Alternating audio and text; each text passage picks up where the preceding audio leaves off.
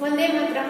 આજે આપણે વ્યાકરણના ટોપિકની સમજૂતી મેળવવાની છે. હવે વ્યાકરણના ટોપિકની સમજૂતી મેળવીએ છીએ એટલે તમારે આજે હું જે કાંઈ પણ લખાવું એ તમારે વ્યાકરણ વિભાગમાં લખવાનું રહેશે. આપણે આગળ એટલે કે પ્રથમ સત્રમાં સંજ્ઞા કે નામ એટલે શું જેની સમજૂતી મેળવી ચૂક્યા છીએ અને આપણે સમજૂતી લખાવેલી પણ છે. તમારી વિશેષ સમજૂતી માટે અને તમને થોડું યાદ આવી જાય એ માટે મેં સંજ્ઞાનું ઉદાહરણ છે એ અહીંયા લખીને રાખેલા છે. હવે આજે તમારે નવા પેજ ઉપર વિશેષણ અને વિશેષ્ય એ રીતે હેડિંગ આપ્યા પછી હું જે કાંઈ પણ લખાવું એ લખવાનું રહેશે. તો દરેક છે પોતાની બુકમાં જે નોંધ કરવા જેવી બાબતો લાગે એ નોંધ કરતા જશે અને સાથે સાથે હું જે કાંઈ પણ લખાવું એ વ્યવસ્થિત સારા અક્ષરે મારી સાથે લખતા જશે.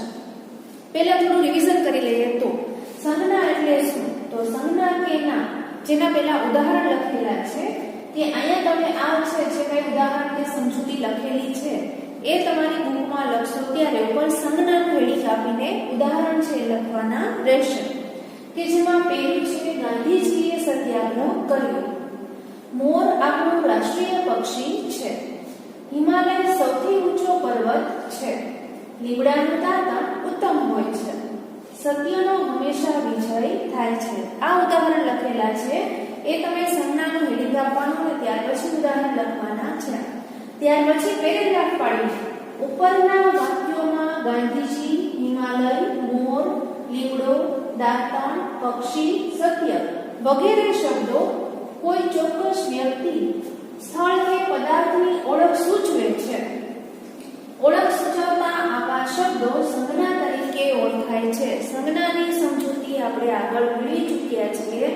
આ તમારા રિવિઝન માટે ફરીવાર અહીંયા લખેલું છે જેમાં ફરીવાર વાંચું છું, ધ્યાન આપજો કે સંજ્ઞા એટલે શું કે જે કોઈ ચોક્કસ વ્યક્તિ, સ્થળ કે પદાર્થની ઓળખ સૂચવે છે.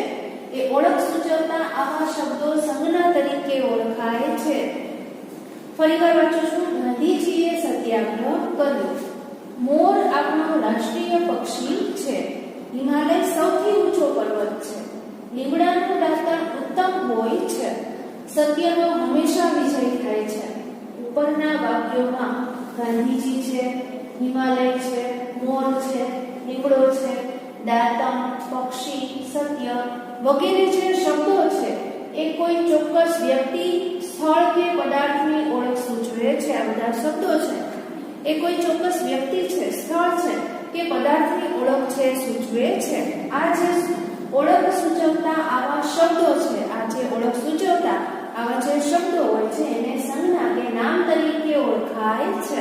અહીંયા સુધી છે લખાઈ જાય પછી એક કે બે લીટી છોડીને વિશેષણ અને વિશેષ્યનું હેડિંગ આપવાનું રહેશે. આ તમારી વિશેષ સમજૂતી માટે ફરી યાદ આવી જાય એ માટે અહીંયા લખેલું હતું. આ લખાઈ જાય પછી એક કે બે લીટી છોડીને વિશેષણ અને વિશેષ્યનું હેડિંગ આપ્યા પછી વ્યક્તિ, પ્રાણી, પક્ષી કે પદાર્થ સૂચવતા પદને નામ કહે છે. કે જે આપણે જોયું કે સંજ્ઞા કે નામ તરીકે ઓળખાય છે કે વ્યક્તિ હોય, પ્રાણી હોય, પક્ષી હોય કે કોઈ પદાર્થને સૂચવતા જે પદ છે એને નામ કહે છે. હવે આ જે નામ છે એ નામની વિશેષતા સૂચવતા પદને વિશેષણ કહે છે. આ જે નામ છે એ નામની વિશેષતા સૂચવતા પદને વિશેષણ કહે છે. હવે વિશેષણ છે એ વિશેષણ નામના આકાર, કદ, રંગ, ઊંચાઈ, ગુણ, સંખ્યા વગેરે બતાવે છે. અહીંયા આપણે જોયું કે કોઈ ચોક્કસ વ્યક્તિ હોય, સ્થળ હોય, પદાર્થની ઓળખ સૂચવે એ ઓળખ સૂચવતા આવા શબ્દો સંજ્ઞા તરીકે ઓળખાય છે. પણ જ્યારે નામની વિશેષતા સૂચવતા પદને વિશેષણ કહે છે. નામની જે વિશેષતા સૂચવતું હોય એવા પદને વિશેષણ કહેવાય. વિશેષણ નામના આકાર, પદ, રંગ, ઊંચાઈ, ગુણ, સંખ્યા વગેરે બતાવે છે. હવે વિશેષણ હોય છે એ જે નામના આકાર છે, કદ છે, રંગ છે, ઊંચાઈ છે, ગુણ છે, સંખ્યા વગેરે બતાવે છે. વિશેષણથી જે શબ્દની વિશેષતા બતાવાય તે શબ્દ એટલે વિશેષ્ય. અહીંયા આપણે સંજ્ઞા કે નામ એટલે શું એની સમજૂતી મેળવી, વિશેષણ એટલે શું એની સમજૂતી અને વિશેષ્ય એટલે શું કે આપણે જોયું કે વિશેષણથી જે શબ્દની વિશેષતા બતાવાય આપણે વિશેષણ શું એ આગળ જોયું. હવે વિશેષણથી જે શબ્દની વિશેષતા બતાવાય છે તે શબ્દ એટલે વિશેષ્ય. અહીંયા ઉદાહરણ આપેલા છે કે ઘોડું કબૂતર ઉડે છે, રાતી ગાય ચરે છે, તે દયાળુ માણસ છે, મને ઠંડુ પાણી આપો. ફરીવાર વાંચી જાઉં છું કે વ્યક્તિ, પ્રાણી, પક્ષી કે પદાર્થ સૂચવતા પદને નામ કહે છે. આટલું યાદ રાખવાનું. ત્યાર પછી નામની વિશેષતા સૂચવતા પદને વિશેષણ કહે છે. જે નામની વિશેષતા બતાવતું હોય, વિશેષતા સૂચવતા હોય તેને તે પદને વિશેષણ કહે છે. વિશેષણ એ નામના આકાર, કદ, રંગ, ઊંચાઈ, ગુણ, સંખ્યા વગેરે બતાવે છે. વિશેષણથી જે શબ્દની વિશેષતા બતાવાય, વિશેષણ છે એનાથી જે શબ્દની વિશેષતા બતાવાય તે શબ્દ એટલે વિશેષ્ય. આપણે આજે વિશેષણ અને વિશેષ્યની સમજૂતી મેળવીએ છીએ. એમાં ઉદાહરણ જોઈએ તો ઘોડું કબૂતર ઉડે છે, રાતી ગાય ચરે છે, તે દયાળુ માણસ છે, મને ઠંડુ પાણી આપો. હવે આ ઉદાહરણની સમજૂતી જોઈએ આપણે.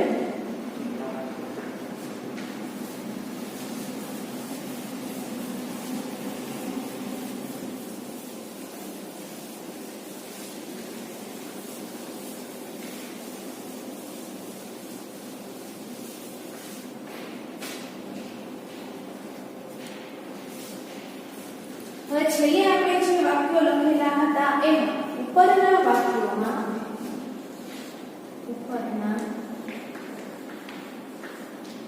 વાક્યોમાં કબૂતર, ગાય, માણસ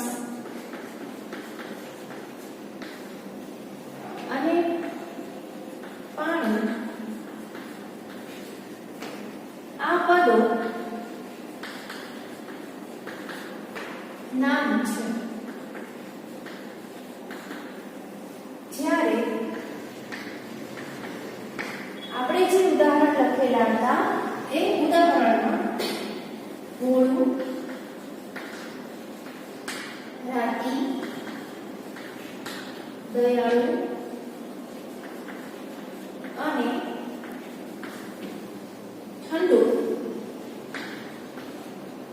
આ પદો નામની વિશેષતા સૂચવે છે.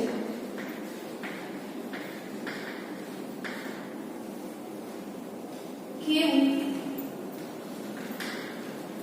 કબૂતર,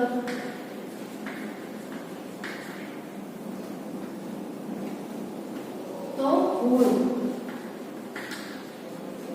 ત્યાર પછી કેવી ગાય, અને એ પ્રશ્ન પૂછવાથી જવાબ મળે છે તો રાતી. પછી કેવો માણસ,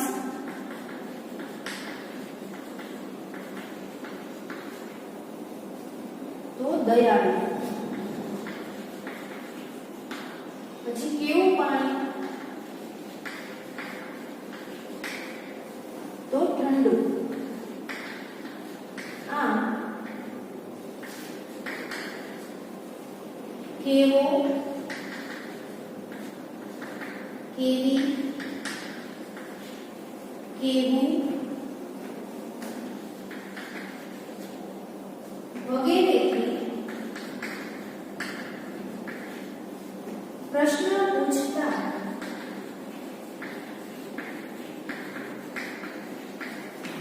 જે જવાબ મળે તે વિશેષણ.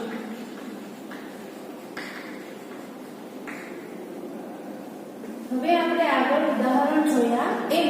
એમાં આપણે પહેલા ઉદાહરણ જોયા હતા અને એની નીચે જે સમજૂતી લખેલી છે સમજૂતીમાં નીચે પેરેગ્રાફ પાડીને લખવાનું છે કે ઉપરના વાક્યોમાં કબૂતર, ગાય, માણસ અને પાણી આ પદો નામ છે. જ્યારે ભોળું, રાતી, દયાળુ અને ઠંડુ આ પદો નામની વિશેષતા સૂચવે છે. આ જે પદો છે એ શું કરે છે? તો એ છે નામની વિશેષતા સૂચવે છે.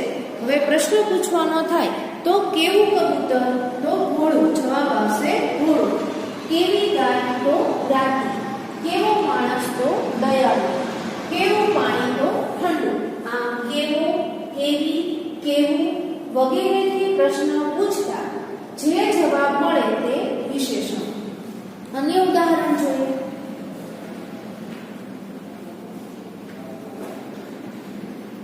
તું અણીવાળી પેન્સિલથી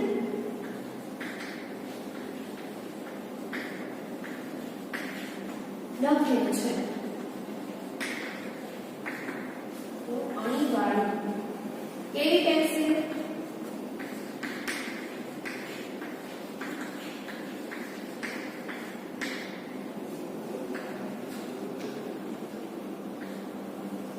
ત્યાર પછી બીજું, રાધા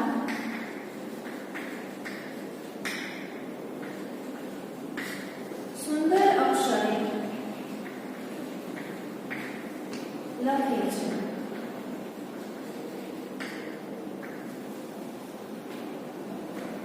તો કેવા અક્ષરો?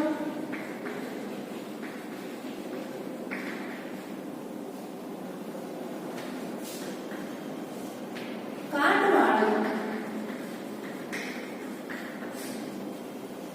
સિક્કો.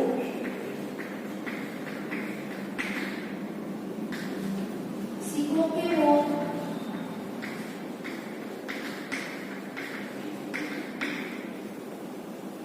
કાળી ગાય.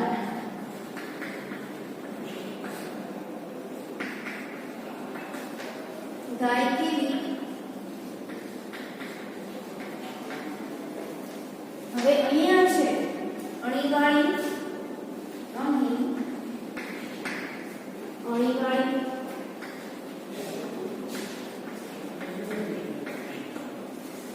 ત્યાર પછી સુંદર, કાટવાળો, કાળી. આ શબ્દો વિશેષણ છે.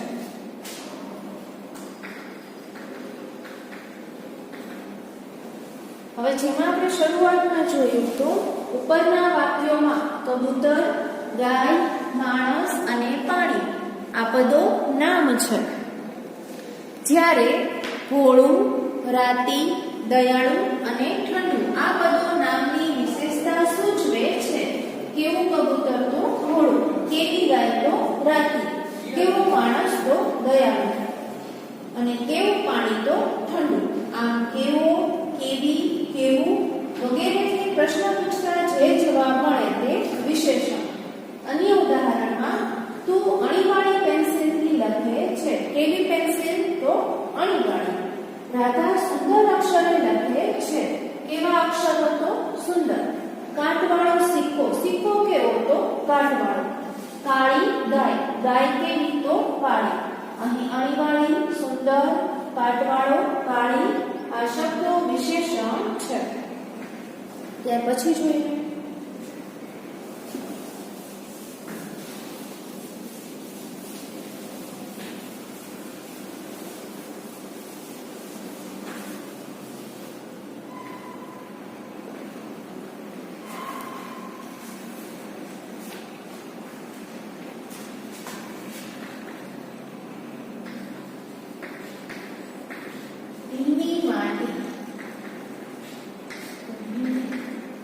ત્યાર પછી સારા અક્ષર.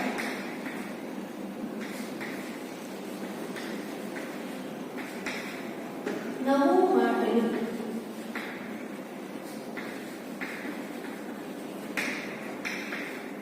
લાંબો ચોટલો.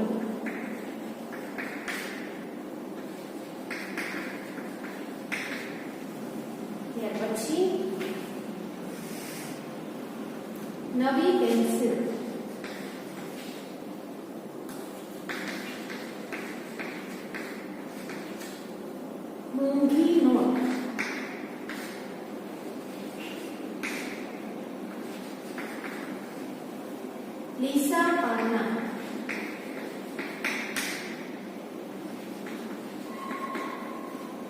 ડાહ્યો વિદ્યાર્થી,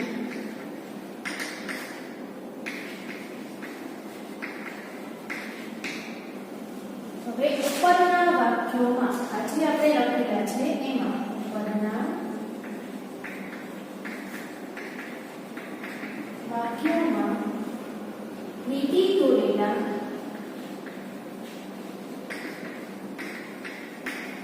શબ્દો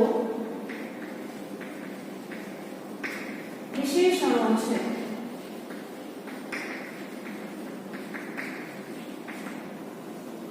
માટી કેવી? તો ભીની. માટી કેવી? અક્ષર કેવા?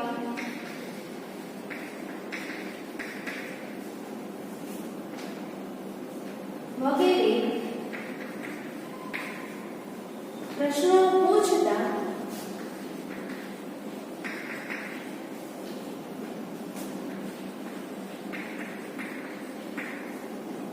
જે જવાબ મળે તે વિશેષણ. વિશેષણથી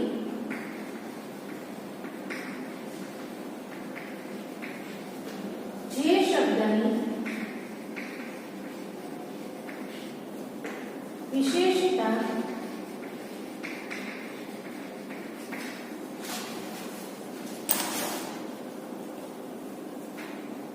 બતાવવા તે શબ્દ એટલે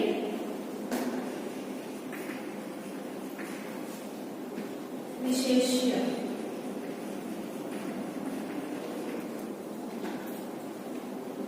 માટી, અક્ષર, માટલું વગેરે વિશેષ્ય છે. આ વ્યક્તિ, પ્રાણી, પક્ષી કે પદાર્થ સૂચવતા પદને નામ કહે છે. નામની વિશેષતા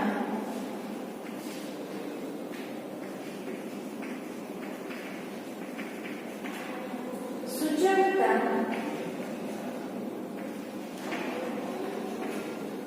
પદને વિશેષણ કહે છે.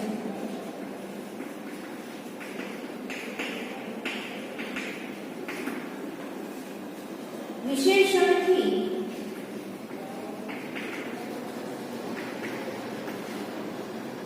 જે શબ્દની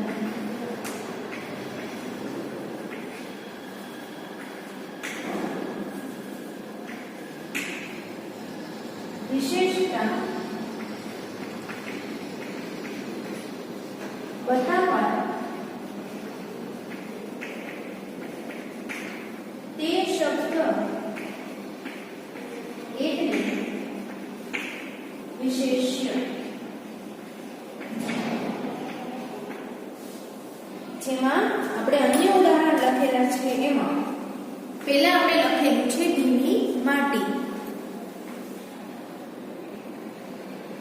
ત્યાર પછી છે સારા અક્ષર, ત્યાર પછી નવું માટલું, લાંબો ચોટલો, નવી પેન્સિલ, મોંઘી નોટ, લીસા પાના, ડાહ્યો વિદ્યાર્થી.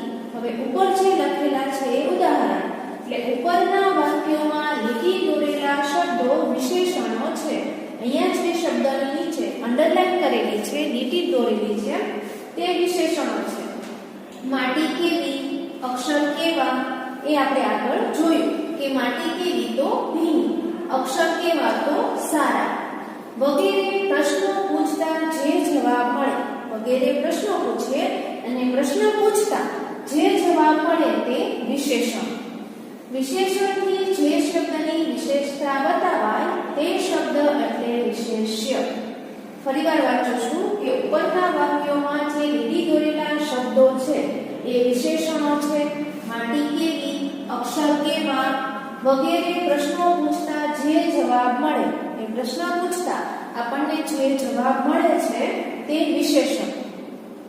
વિશેષણથી જે શબ્દની વિશેષતા બતાવાય તે શબ્દ એટલે વિશેષ્ય.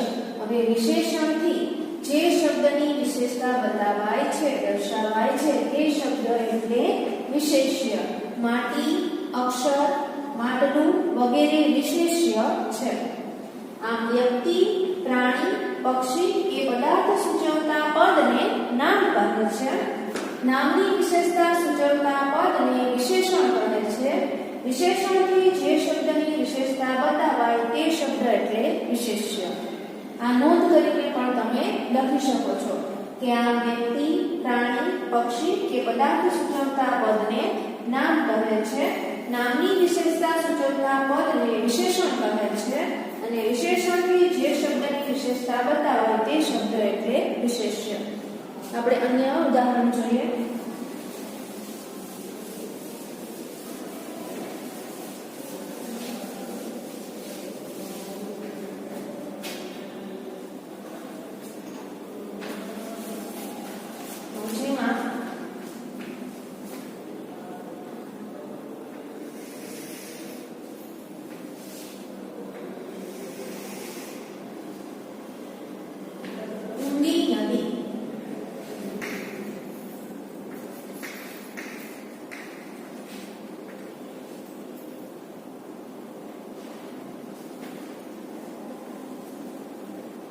આવશે વિશેષણ, વિશેષ્ય,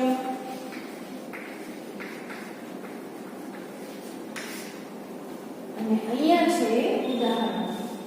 ત્યાર પછી હોશિયાર,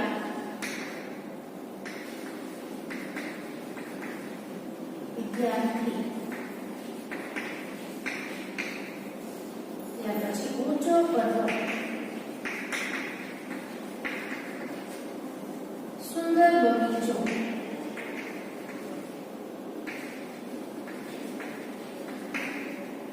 સૂકો રોટલો, ખારો દરિયો, ફળદ્રુપ,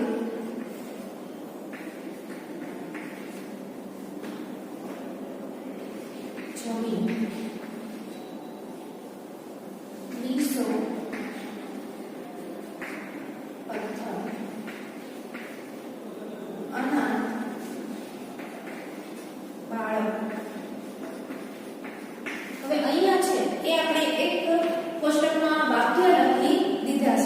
જેમાંથી હવે આપણે વિશેષણ અને વિશેષ્ય શોધવાના છે.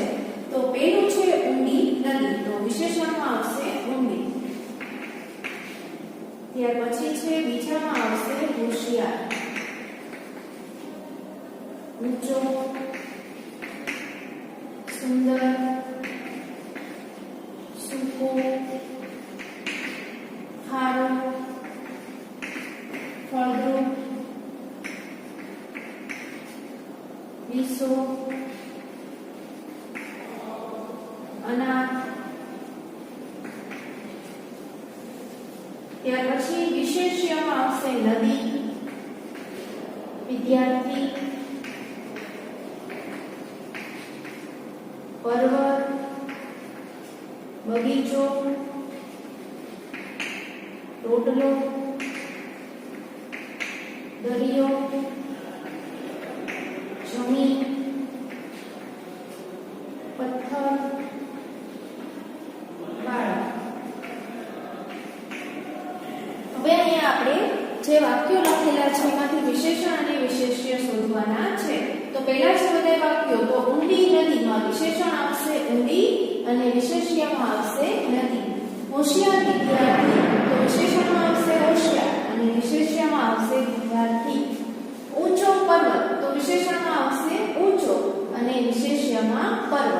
ત્યાર પછી સુંદર બગીચો, તો સુંદર એ વિશેષણ. સૂકો રોટલો, તો સૂકો એ વિશેષણ. ખારો દરિયો, તો ખારો એ વિશેષણ. ફળદ્રુપ જમીન, તો ફળદ્રુપ એ વિશેષણ. લીસો પથ્થર, તો લીસો એ વિશેષણ. અનાથ બાળક, તો અનાથ છે એ વિશેષણ. હવે વિશેષ્યમાં હોશિયાર વિદ્યાર્થી એ આપણે બીજું વાક્ય છે, તો વિશેષ્યમાં આવશે વિદ્યાર્થી, પર્વત, બગીચો, રોટલો, દરિયો, જમીન, પથ્થર અને બાળક. તો અહીંયા છે એ આપણે વિશેષણ અને વિશેષ્યની જે સમજૂતી છે એ સમજૂતી પૂરી થાય છે. હવે આપણે આગળ જોઈશું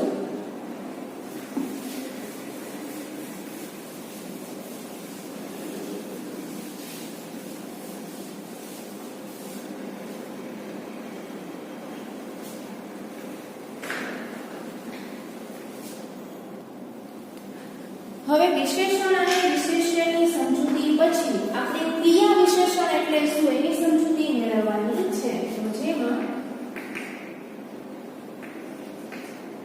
ક્રિયા વિશેષણ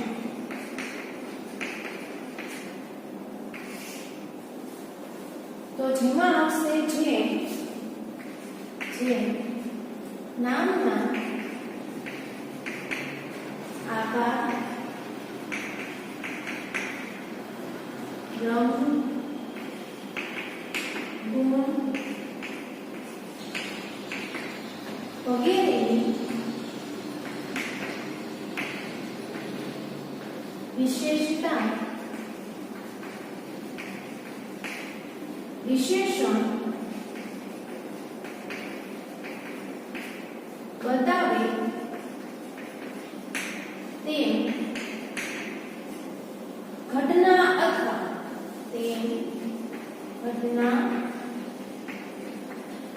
અથવા ક્રિયા કેવી રીતે હોય તે ક્રિયા વિશેષણ બતાવે.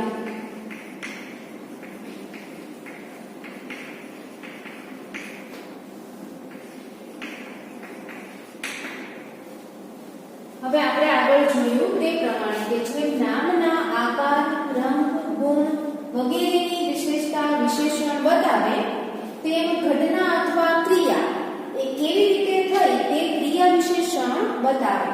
કે જેમાં બાળક શાંતિથી ઊંઘી ગયું, તો અહીંયા શાંતિ. ત્યાર પછી ગાડી ધીમી ચાલતી હતી,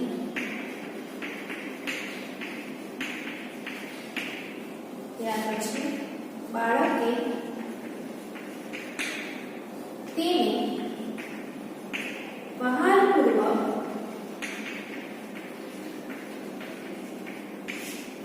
ગોદમાં લીધું. હવે અહીંયા છે શાંતિથી, ધીમી અને વહાલપૂર્વક. તો જોઈએ તો શાંતિથી,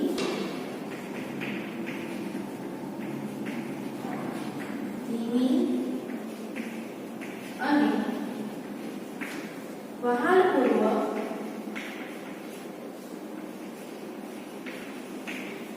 ક્રિયા કેવી રીતે બની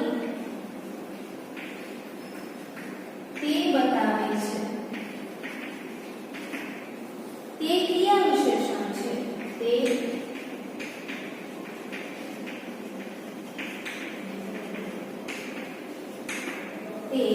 ક્રિયા વિશેષણ છે. ક્રિયા કેવી રીતે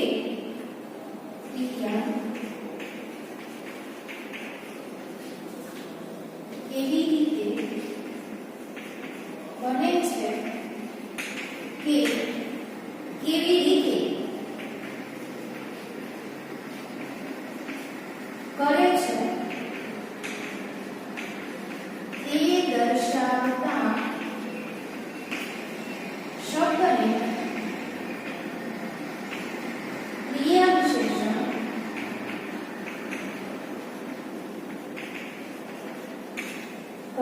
છે. હવે ક્રિયા વિશેષણ એટલે શું? તો જેમ નામના આકાર, રંગ, ગુણ વગેરેની વિશેષતા વિશેષણ બતાવે તેમ ઘટના અથવા ક્રિયા કેવી રીતે થઈ તે ક્રિયા વિશેષણ બતાવે. હવે એમાં ઉદાહરણ જોઈએ તો બાળક શાંતિથી ઊંઘી ગયું, ગાડી ધીમી ચાલતી હતી, બાળકે તેને બહારપૂર્વક ગોદમાં લીધી. શાંતિથી, ધીમી અને બહારપૂર્વક કે જેના નીચે અંડરલાઈન કરેલી છે. ક્રિયા કેવી રીતે બની તે બતાવે છે. આ ત્રણેય શબ્દો છે શું બતાવે છે કે ક્રિયા કેવી રીતે બની છે તે આપણને બતાવે છે. તે ક્રિયા વિશેષણ છે. તેને શું કહેવાય? તો તે ક્રિયા વિશેષણ છે. ક્રિયા કેવી રીતે બને છે કે કેવી રીતે કરે છે તે દર્શાવતા શબ્દને ક્રિયા વિશેષણ કહે છે. ક્રિયા વિશેષણ એટલે શું? તો ક્રિયા કેવી રીતે બને છે કે ક્રિયા કેવી રીતે કરે છે તે દર્શાવતા શબ્દને ક્રિયા વિશેષણ કહે છે. હવે આગળ જોઈએ તો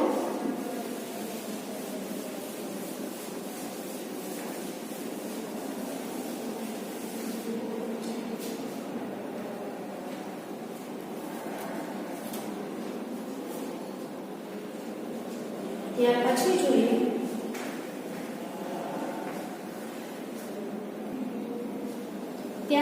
હવે આપણે આખ્યાત એટલે શું એની સમજૂતી મેળવવાની છે. તો એમાં પહેલા આપણે જોઈએ તો ઉદાહરણ છે દાદીમાં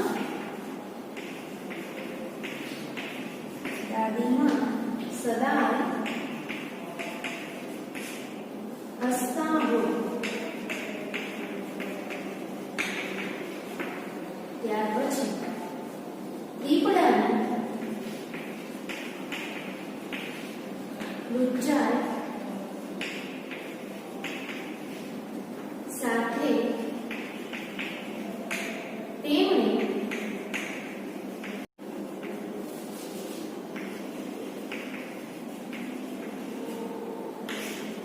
ઝઝૂમવું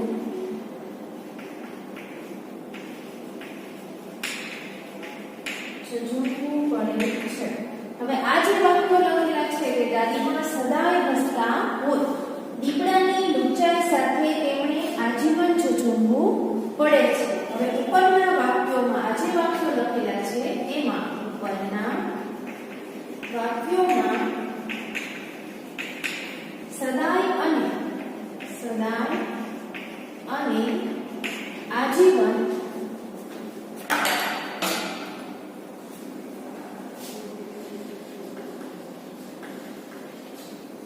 ક્રિયાપદની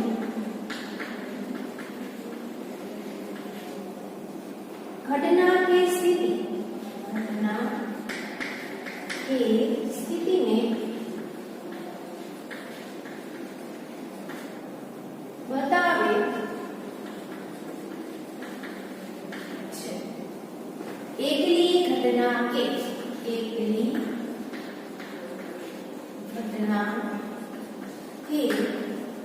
સ્થિતિને બતાવનાર શબ્દને આખ્યાન કહે છે.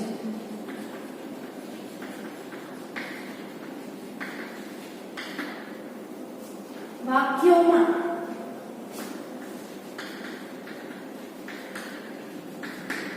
ક્રિયાપદ એવું પણ હોય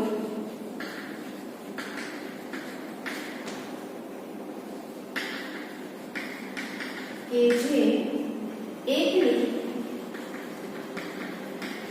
ઘટના કે સ્થિતિને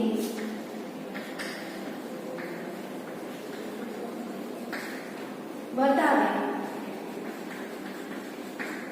એકલી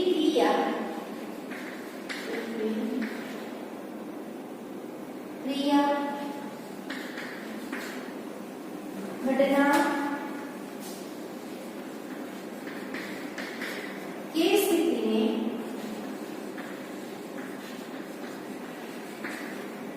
બતાવનાર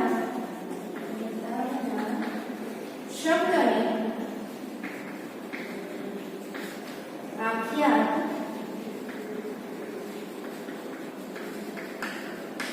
કહે છે. હવે આપણે જે જોયું કે આખ્યાત એટલે શું, તો એમાં આવશે ઉદાહરણ છે પેલા કે દાદીમાં સદાય હસતા હોય, દીપડાની ઊંચાઈ સાથે તેમણે આજીવન ઝઝૂમવું પડે છે. હવે ઉપરના વાક્યોમાં સદાય અને આજીવન ક્રિયાપદની ઘટના કે સ્થિતિને બતાવે છે. હવે એકલી ઘટના કે સ્થિતિને બતાવનાર શબ્દને આખ્યાત કહે છે. વાક્યોમાં ક્રિયાપદ એવું પણ હોય કે જે એકલી ઘટના કે સ્થિતિને બતાવે, એકલી ક્રિયા ઘટના કે સ્થિતિને બતાવનાર શબ્દને આખ્યાત કહે છે. ના પછી જોઈએ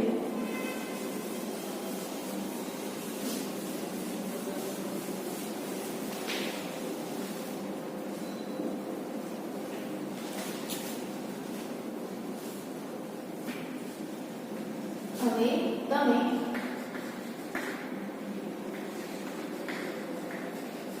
સમજી શકશો કે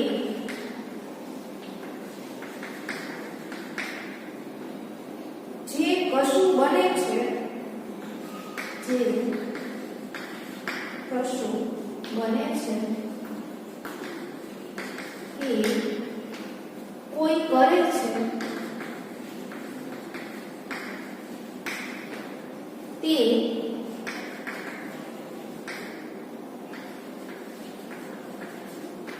આખ્યાત દ્વારા બતાવાય અને એ કેવી રીતે બને છે અને એ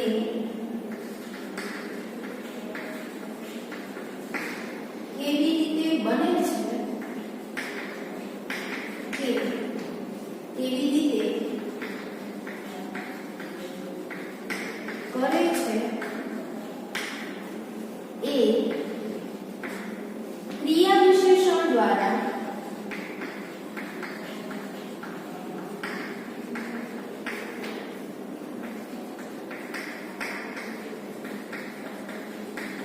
બતાવાય છે. હવે એમાં આપણે છેલ્લે કહે છે કે તમે સમજી શકશો, આના પરથી સમજાય છે કે જે કશું બને છે કે કોઈ કરે છે તે આખ્યાત દ્વારા બતાવાય અને એ કેવી રીતે બને છે કે કેવી રીતે કરે છે એ ક્રિયા વિશેષણ દ્વારા બતાવાય છે.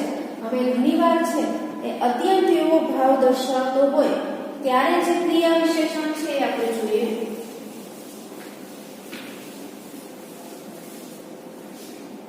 ત્યાર પછી છે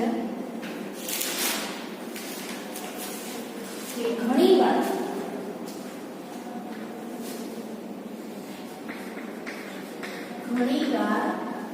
ખૂબ અત્યંત એવો અર્થ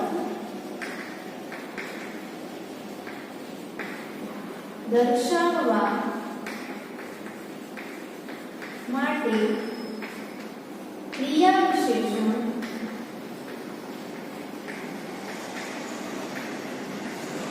બે વાર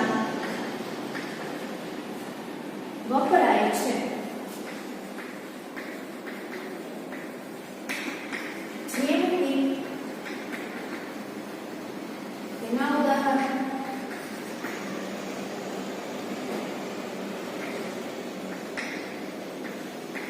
આંધળામાંથી પડ્યા પડ્યા બૂમો પાડતા હતા. હવે આ વાક્ય છે કે આંધળામાંથી પડ્યા પડ્યા બૂમો પાડતા હતા. એમાં જે પડ્યા શબ્દ છે એનો ઉપયોગ છે એ આપણે એક જ વાર કરીએ અથવા એક જ વાર લખેલો હોય તો જે અત્યંત એવો ભાવ દર્શાવવા માંગે છે એ દર્શાવાતો નથી. ત્યાર પછી ઉપરના વાક્યમાં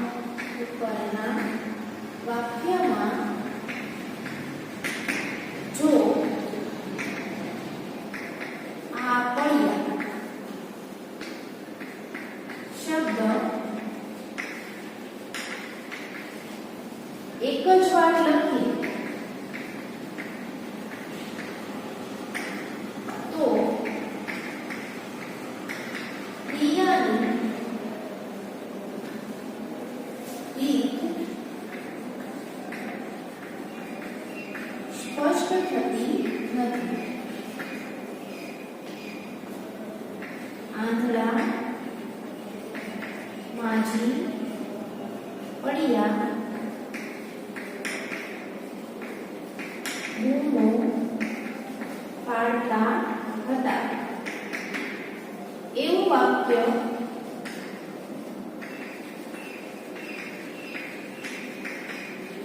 સાચું નથી. હવે અહીંયા છે એ ઉપરનું જે વાક્ય છે એમાં જે પડ્યા શબ્દ છે એ એક જ વાર લખીએ તો ક્રિયાની રીત છે સ્પષ્ટ થતી નથી અને આંધળામાંથી પડ્યા બૂમો પાડતા હતા એવું વાક્ય સાચું નથી. એટલે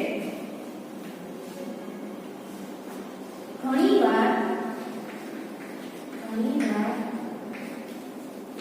ક્રિયા વિશેષણ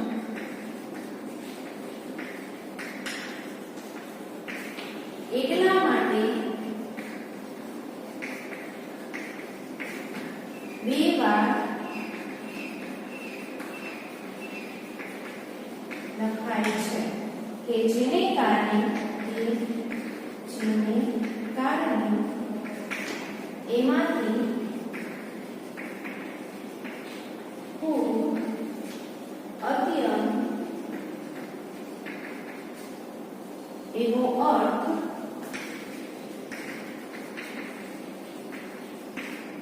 પણ આવે.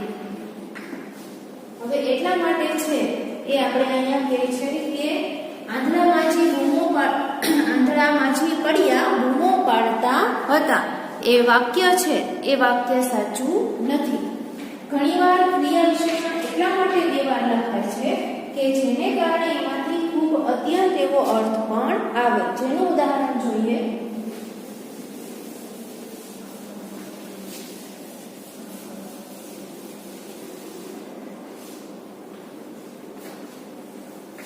જેમાં બા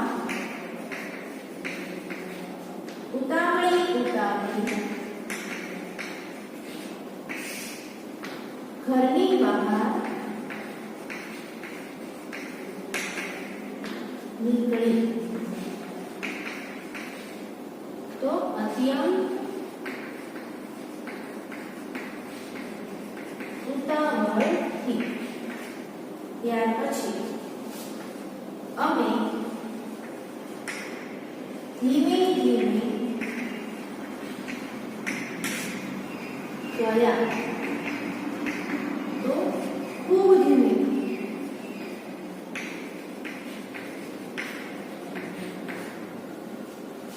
અહીંયા છે અત્યંત એવો ભાવ દર્શાવવા માટે કે બા ઉતાવળી ઘરની બહાર નીકળી એટલે અત્યંત ઉતાવળથી. અમે ધીમે ધીમે ગયા તો ખૂબ ધીમેથી. અહીંયા છે એ આપણે અત્યંત એવો અર્થ દર્શાવવા માટે જે ક્રિયા વિશેષણ છે એ ક્રિયા વિશેષણ બે વાર વપરાતું હોય છે. તો અહીંયા છે આપણે વિશેષણ અને વિશેષ્યની સમજૂતી છે એ પૂરી થાય છે. આજનું તમારું હોમવર્ક છે એ રહેશે કે આજે આપણે જે કાંઈ પણ ચલાવ્યું છે, જે કાંઈ પણ સમજૂતી આપી છે, ફરી એકવાર તમારે વાંચી જવાની. તો આજનો લેક્ચર છે એ આપણે અહીંયા પૂરો કરીએ છીએ.